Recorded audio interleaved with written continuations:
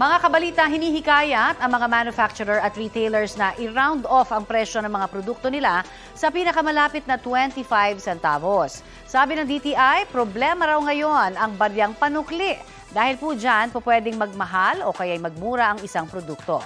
Ito po ang halimbawa. Kung ang presyo ng isang produkto ay 15 pesos and 18 centavos, ira-round off yan pataas. Kaya magiging 15 pesos at 25 centavos na.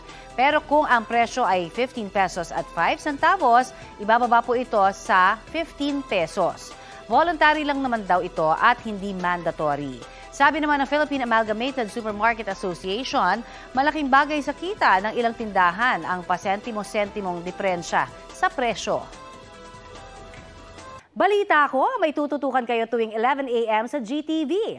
Alamin ang mahalagang balita at impormasyong dapat ninyong malaman sa Balita Ko tuwing Lunes hanggang Biyernes. Mag-subscribe din po sa GMA Integrated News sa YouTube. Sa mga kapuso naman abroad, maaari po kaming masubaybayan sa GMA Pinoy TV at www.gmanews.tv.